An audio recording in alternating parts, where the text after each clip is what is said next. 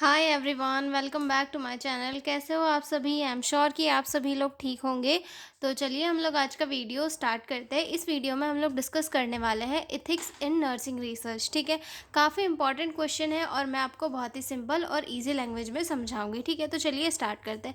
सबसे पहले तो ये देखते हैं कि इथिक्स का मीनिंग क्या होता है। तो इथिक का मीनिंग क्या होता है? राइट या रॉन्ग का सेंस, यानी कि क्या गलत है और क्या सही है। अब इथिक्स की नर्सिंग रिसर्च में क्या इंपॉर्टेंस है? अब नर्सिंग रिसर्च हो रही है तो वहाँ पे हमें लोगों का कंसर्ट लेना पड़ेगा, लोगों से उनकी इन्फॉर्मेशन लेनी पड़ेगी। तो इन सारी चीज़ों में हम कहीं उन पार्टिसिपेंट्स जो हमारी रिसर्च में पार्टिसिपेट कर रहे हैं उनको कहीं कोई हार्म ना पहुँचा दे या फिर उनके राइट्स को मतलब डिस्टर्ब ना कर दे। तो इन सारी चीज़ों से प्रिवेंट करने के लिए कुछ एथिक्स होते हैं जिनका यूज़ नर्सिंग रिसर्च में किया जाता है, ताकि रिसर्च जो है बहुत अच्छी बने और साथ ही साथ किसी के लिए हार्मफुल भी ना हो। ठीक है, ethics means the rules and part principles that guide what is right और रॉन्ग इन रिसर्च। यानी कि इथिक्स क्या होते हैं? ऐसे रूल्स होते हैं या फिर प्रिंसिपल होते हैं जो हमें गाइड करते हैं कि क्या सही है और क्या गलत है, हमें किस टाइप की रिसर्च करनी चाहिए। In research, in nursing research, ethics protect the rights, dignity and safety of research participants। और नर्सिंग रिसर्च में जो इथिक्स है वो जो पार्टिसिपेंट्स है, जो हमारी रिसर्च में पार्टिसिपेट कर रहे हैं, उनकी जो भी प्राइवेसी होती है, उनके राइट्स होते हैं, डिग्निटी है होती है, उनकी जो सेफ्टी होती है उसे मेंटेन करके रखते हैं। यानी कि हमारे द्वारा उन्हें कोई भी हार्म ना पहुँचे, इन सारी चीज़ों का ध्यान किसके अकॉर्डिंग रखा जाता है? इथिक्स के अकॉर्डिंग। ठीक है, it ensure that the researcher is done in a truthful, fair and responsible. ये इंश्योर करता है कि जो रिसर्चर रिसर्च कर रहा है वो सही तरीके से करे और उसमें कोई भी गलत चीज़ें ना इंक्लूड हो, और साथ ही साथ रिस्पॉन्सिबिलिटी से करे ताकि सभी का जो डाटा है वो प्राइवेटली रखा जा सके और किसी की प्राइवेसी डिस्टर्ब ना हो, किसी के राइट्स डिस्टर्ब ना हो और सभी की सेफ्टी जो है प्रॉपर मेंटेन रहे। ठीक है, अगर सिंपल में बताऊँ तो इथिक्स का मीन्स होता है मोरल रूल्स एंड वैल्यूज़ जो एक रिसर्चर को फॉलो करने चाहिए जब वो स्टडी करता है। यानी कि ऐसे रूल्स रेगुलेशन जो एक अच्छी रिसर्च बनाने के लिए ज़रूरी होता है। ठीक है, अब हमने समझ लिया कि इथिक्स एक्चुअल में होता क्या है। ठीक है, अब हम इसकी डेफिनेशन देखेंगे। इंट्रोडक्शन हो चुका है हमारा।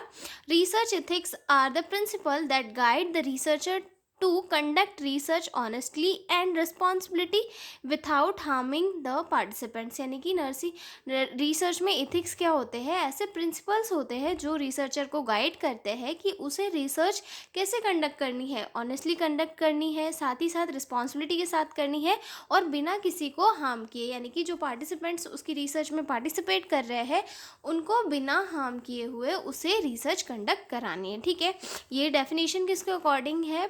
पायलट एंड बैक के अकॉर्डिंग है, जो उन्होंने 2010 में दी थी। ठीक है, अब हम देखेंगे importance of ethics in nursing research की, क्या इसकी इंपॉर्टेंस होती है। ठीक है, सबसे फर्स्ट आता है इसमें protect the right and dignity of participants. यानी कि इथिक्स के थ्रू जो पार्टिसिपेंट्स हैं उनके राइट्स प्रोटेक्ट रहते हैं और साथ ही साथ डिग्निटी भी प्रोटेक्ट रहती है। ठीक है, प्रिवेंट फिजिकल और साइकोलॉजिकल हार्म। और इनके थ्रू अब प्रिंसिपल होंगे कि हमें कुछ ऐसे नियमों को पालन करते हुए जो है रिसर्च करनी है। तो अगर रिसर्चर प्रॉपर नियम पालन करेगा तो क्या किसी को कोई भी फिजिकल या फिर साइकोलॉजिकल हार्म होगा? नहीं होगा। तो कोई भी पार्टिसिपेंट्स को जो है फिजिकल और साइकोलॉजिकल हार्म ना पहुँचे, इसीलिए इथिक्स का फॉलो किया जाता है। ठीक है, maintain public and professional trust in nursing. और जो रूल्स जब फॉलो किया जाता है रिसर्चर के द्वारा तो उसके द्वारा जो पब्लिक होती है उन्हें भी पता चलता है कि नहीं, ये रिसर्चर या फिर ये जो लोग काम कर रहे हैं वो सही तरीके से कर रहे हैं, गलत नहीं है, इसके द्वारा किसी को भी हार्म नहीं हुआ है। तो इससे क्या होता है, लोगों का जो ट्रस्ट है वो भी बिल्ड होता है। ठीक है, ensure honesty and fairness in the research process. और इसके थ्रू जो ईमानदारी है, फेयरनेस है, वो सारी चीज़ें इंश्योर होती है कि हाँ, चीज़ें सही तरीके से हो रही है। ठीक है, promote quality and responsible research, और इसके थ्रू जो क्वालिटी और रिस्पॉन्सिबल रिसर्च है वो भी प्रमोट होती है, ठीक है। For example, if a nurse researcher share a patient data without permission, it is unethical and break patient trust. जैसे कि एक जो रिसर्चर है, नर्स, अगर उसने जो किसी की पेशेंट का जो डाटा जो प्राइवेट रखना था वो अगर किसी से शेयर कर दिया विदाउट पेशेंट की परमिशन के, तो ये चीज़ें क्या हो जाएगी, अनएथिकल हो जाएगी, और इससे जो पेशेंट का ट्रस्ट है वो भी ब्रेक हो जाएगा, टूट जाएगा। तो वो नेक्स्ट टाइम जब भी नर्स जो है कोई डाटा कलेक्ट करेगी तो वो पेशेंट का डाटा देगा नहीं देगा। तो हमेशा जो एथिक्स होते हैं, जो रूल्स रेगुलेशन होते हैं, जो प्रिंसिपल होते हैं, उन्हें फॉलो करते हुए ही एक रिसर्चर को रिसर्च करनी चाहिए, ताकि वो जो रिसर्च है वो फेयर रहे, ऑनेस्टली रहे, और साथ ही साथ उसका डाटा जो है कॉन्फिडेंशियल रहे, ठीक है। तो हमने देख लिया importance of ethics in nursing research. आगे देखेंगे हम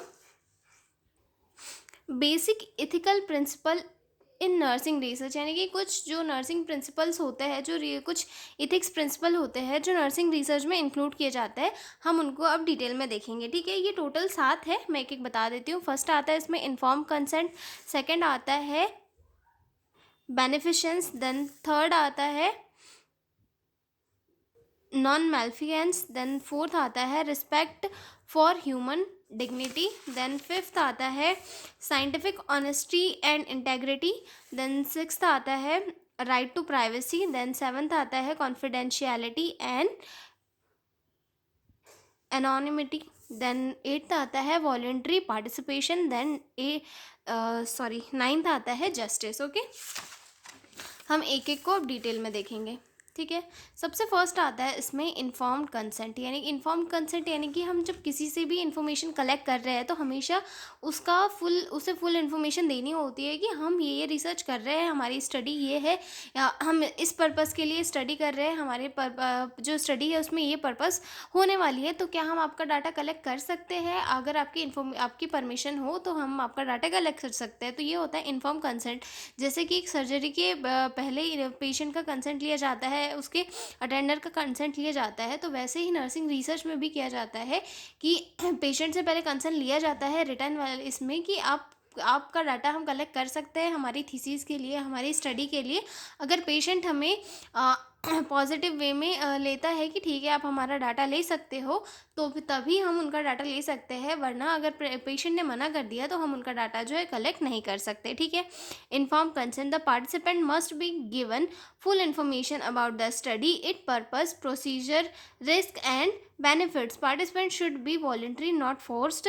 Written consent should be obtained before staining, ठीक है। यानी कि जो भी पेशेंट है, जो भी पार्टिसिपेंट्स हैं, उनसे हमें पहले रिटर्न वे में कंसेंट लेना है कि भैया आपका डाटा पर्टिकुलर प्रोसीजर के लिए, पर्टिकुलर पर्पज़ के लिए ले रहे हैं, तो क्या हम ले सकते हैं। हमें उन्हें जो है प्रेशराइज नहीं करना है कि आप हमें डाटा अपना ज़बरदस्ती दो। ओके, सेकेंड पॉइंट आता है हमारा प्रिंसिपल ऑफ बेनिफिकेंस, यानी कि बेनिफिकेंस यानी कि क्या होता है, एक मतलब क्या बोलना चाहिए उसको, कल्याण बोल सकते हैं हम लोग, कि लोगों का जो है अच्छा हो, ठीक है। मीन्स डूइंग गुड और प्रोवाइडिंग बेनिफिट टू पार्टिसिपेंट्स, यानी कि जब भी हम किसी का डाटा कलेक्ट करते हैं तो उसके थ्रू जो पार्टिसिपेंट्स है उनको बेनिफिट होना चाहिए। Research should be help participant और सोसाइटी, नॉट हार्म देम। मतलब हमेशा जो रिसर्च है वो उससे डाटा कलेक्शन करने के बाद हमेशा हमारी रिसर्च ने जो है सोसाइटी को, कम्युनिटी के लोगों को हमेशा बेनिफिट देना चाहिए, ना कि किसी को भी हार्म करना चाहिए। For example, if study introduce a new diet plan, it should be improve patient health, not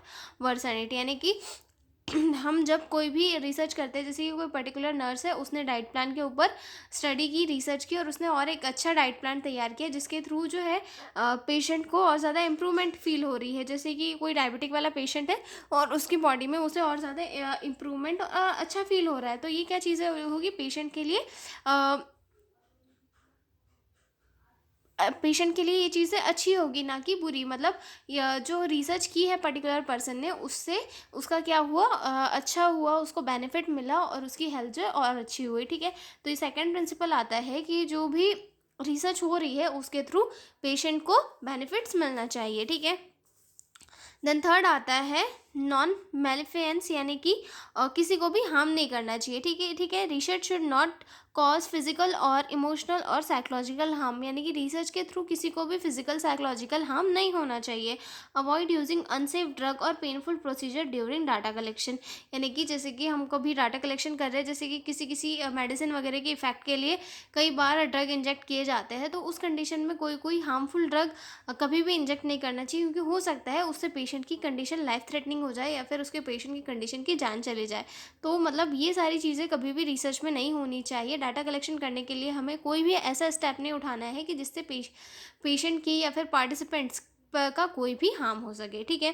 तो ये हो गया हमारा third principle. Then fourth principle आता है respect for human dignity. Every participant must be treated with respect and value, protect their self esteem, privacy and personal feelings. हमेशा जो participants है उनकी फीलिंग्स को हमें ये करना है, सम्मान देना है, साथ ही साथ सभी को एक जैसा ट्रीट करना है, सभी को रिस्पेक्ट देनी है, सभी की वैल्यू करनी है, और साथ ही साथ अगर उनका कोई डाटा हमने लिया है तो प्राइवेसी मेंटेन करनी है, और पर्सनल फीलिंग्स वगैरह को भी किसी से शेयर नहीं करना है, क्योंकि अगर हम उनकी फीलिंग्स शेयर करते हैं तो हो सकता है उनको कभी पता चले कि जो पर्टिकुलर पर्सन ने हमारा डाटा कलेक्ट किया था उनने हमारी इन्फॉर्मेशन बाहर लीक कर दी है। तो इससे क्या होता है कि जो अदर पेशेंट होते हैं उनका भी भरोसा उठ जाता है, तो वो लोग भी नेक्स्ट टाइम पे डाटा देने से मना कर देते हैं। तो ये सारी चीज़ें नहीं करना चाहिए, ठीक है। Use proper draping while examining a patient body. Okay, अगला पॉइंट आता है हमारा इसमें scientific honesty and integrity. Research must be truthful and honest. Research हमेशा जो है सही होना चाहिए और ऑनेस्ट होना चाहिए। डू नॉट फेक डाटा और मैनिपुलेट रिजल्ट। और कभी भी जो है फेक डाटा कलेक्ट करके मैनिपुलेट नहीं करना चाहिए रिजल्ट को। हो सकता है इससे आगे चल के कुछ ख़राब इफेक्ट पड़े और इसके कोई बेनिफिट हमें ना मिल पाए, ठीक है। Report feeling exactly as they are. और मतलब जो भी फीलिंग्स आ रही है, जो भी चीज़ें हो रही है, उन सारी चीज़ों को ये करना है, रिपोर्ट करना है, ना कि उनमें कोई भी छेड़छाड़ करनी है, ठीक है। Even if the result is opposite to what was expected it should be reported honestly. मतलब अगर कोई रिसर्चर है, उसने रिसर्च किया लेकिन उसका जो रिजल्ट है वो बिल्कुल अपोजिट आया उसके रिसर्च के, तो उसे वही रिसर्च को सामने लाना है, ना कि उसके साथ छेड़छाड़ करके दूसरा रिजल्ट सामने लाना है। तो हमेशा जो रिसर्च का रिजल्ट है वो हमेशा साइंटिफिक होना चाहिए, हमेशा सही होना चाहिए, और सारी चीज़ें उसमें मेंटेन होनी चाहिए, ठीक है। अगला पॉइंट आता है हमारा right to privacy. The researcher should protect participant personal life and information. Sensitive information should be never share. मतलब जो भी पार्टिसिपेंट्स की इन्फॉर्मेशन ली है उन्हें हमेशा प्राइवेटली रखना चाहिए, किसी से कभी भी शेयर नहीं करना चाहिए। और ये सारी बात जो है रिसर्चर को अच्छे से पता होनी चाहिए, क्योंकि सेंसिटिव अगर इन्फॉर्मेशन बाहर निकल गई या फिर शेयर हो गई तो उसकी वजह से जो पार्टिसिपेंट्स है, जो पेशेंट है, उनकी जो सोशल लाइफ है, हो सकता है उन पर बहुत बुरा असर पड़ जाए। तो हमें ये सारी चीज़ें कभी नहीं करनी अपनी रिसर्च के दौरान, ठीक है।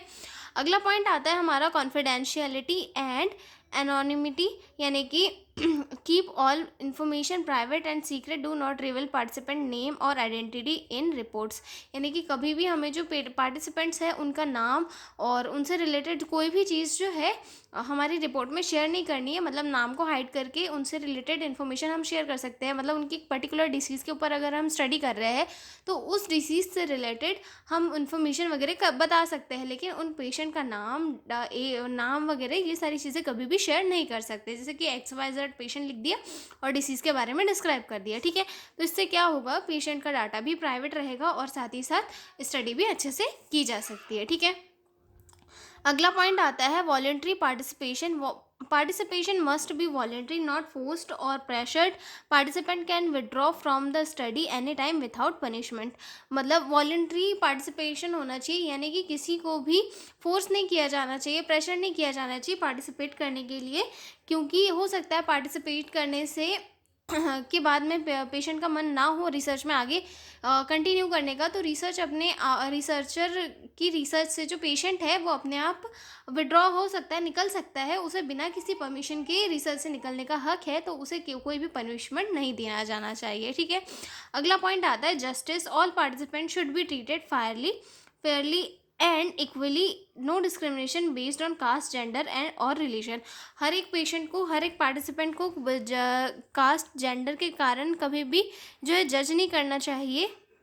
क्योंकि हो सकता है इससे कुछ चीज़ें अनबैलेंस्ड हो जाए, और हमेशा जो है सभी को एक जैसे इक्वली हमें ट्रीट करना होता है, ठीक है। तो ये हो गई हमारे इथिक्स ऑफ नर्सिंग रिसर्च। तो इथिक्स क्या है? ऐसे प्रिंसिपल है जिनके थ्रू एक आइडियल नर्सिंग रिसर्च की जाती है, ठीक है, ताकि किसी को हार्म ना पहुंचे, ठीक है। तो ये हो चुका है हमारा क्वेश्चन कंप्लीट। मिलते हैं अगले वीडियो में एक नए क्वेश्चन के साथ, तब तक बने रहिए मेरे साथ। और पीडीएफ नोट्स चाहिए हो तो डिस्क्रिप्शन में मेरा मेल दिया हुआ है, उस पर कांटेक्ट करके आप लोग पीडीएफ नोट्स ले सकते हो। तो मिलते हैं अगले वीडियो में, तब तक के लिए बाय बाय।